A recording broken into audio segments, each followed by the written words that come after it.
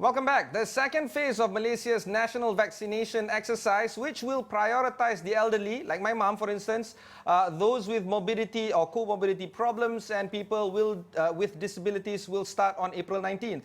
Again, I just want to put it out there, my mom who lives in Perlis is going to be amongst the first in the phase 2 to accept that vaccination. And we suspect it's going to be the Sinovac from China, but I keep on telling her it's going to be just fine. Hafiz, what do you think? Yeah, actually my grandmother also managed to convince her to actually register for the vaccination. And she already has a date for the vaccination. And it is good news, right? I mean, basically, the government has already started.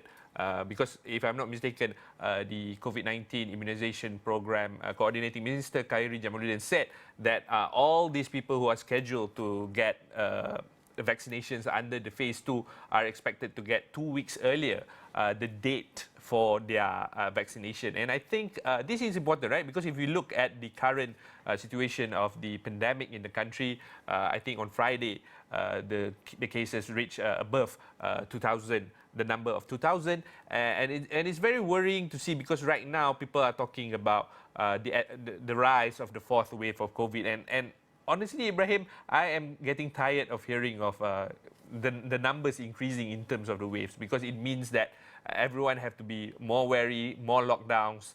We are facing, we cannot open the economy as fast as we want to, despite all the measures that have been put in place. Yeah. I just want to show you one particular graphic. So we're going to in this graphic right now, as you can see on your screen. This was presented by the Special Committee of Ensuring Access to COVID-19 Vaccine Supply, JKJAV, and was shared by PIC Minister Khairi Jamaluddin. It shows the vaccine supply and demand status as of last week, where the current total registration is about 9 million. Also good, because as phase 2 starts, the government wants up to 9 million people to be registered. But the more important thing is that line that snakes up, that one, that was talking about the cumulative supply of all vaccines when it comes to the population equivalents. And until June, or up until June, there will be a shortage of supply of vaccines that is going to be made available for people that have registered for total registration. If, and only if, the COVID supply vaccines are in place, and in the weeks and months to come, we're going to hear more about this from JKJAV as well as from Khairi himself. And if it's done, perhaps up until October, and only up until October do we have enough vaccines for everyone. And that is why it's important for us to take a look at this graph long and hard to understand that the earlier we get people vaccinated, particularly those with comorbidities and the elderly, the better for folks like you and me, Hafiz, get the vaccines ourselves, because we are not going to be shortlisted or frontlined against the people that needs this more than us. And people that are watching right now, particularly those that are elderly, number one, congratulations to you for reaching this status in your life. But number two, pat yourself on the back if you are ready to take the vaccines. It's important that you sign up for the vaccine registration through my Sejahtera account, as well as turn up. It's not just that, sign up, but turn up at the vaccination centers, or else people like me are going to be at a disadvantage because we're not going to get our vaccines anytime soon. Exactly. If we look at the current registration numbers, and of course, what you mentioned earlier is, of course, the total registration. But if we look at the group that the government is aiming to vaccinate for phase 2 specifically, there's about above 9 million, more than 9 million people are involved in this phase 2, which involves the elderly, people with comorbidities, disabilities, etc., etc.